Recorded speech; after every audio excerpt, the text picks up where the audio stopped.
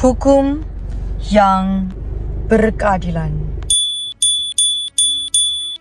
Keadilan tanpa kekuatan tidak berdaya. Kekuatan tanpa keadilan adalah tirani.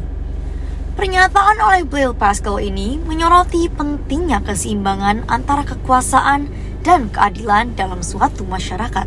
Tetapi walaupun begitu, masih banyak ketidakadilan yang terjadi di bumi pertiwi Indonesia kita ini.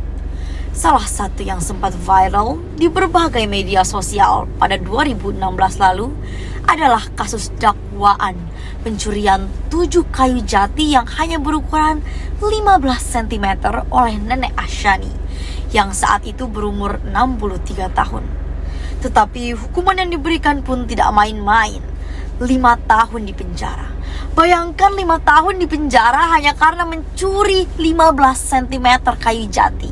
Sedangkan para tikus berdasi di luar sana seenaknya masuk dan keluar penjara, seakan tidak mengambil hak rakyatnya sendiri.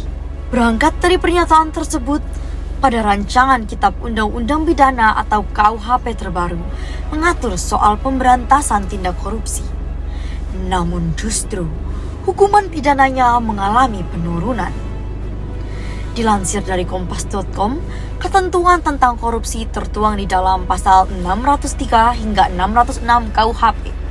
Pada pasal 603, di mana pelaku bertindak pidana korupsi dipidanai dengan pidana penjara seumur hidup atau pidana penjara paling singkat 2 tahun dan paling lama 20 tahun.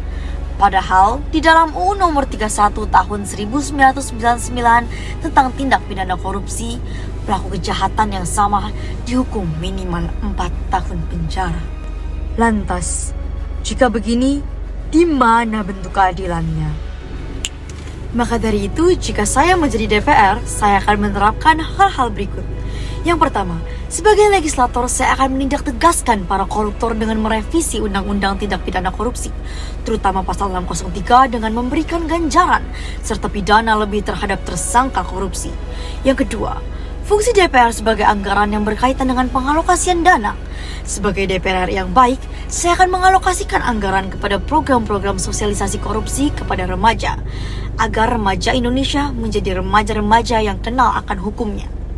Dan yang ketiga, fungsi pengawasan. Sebagai DPR, kita bertanggung jawab untuk memantau serta mengevaluasi jika program-program terkait tidak berjalan dengan baik. Saya Ferita Desayu, calon anggota legislator Parlemen Remaja 2023, Dapil DKI Jakarta 3, pamit undur diri.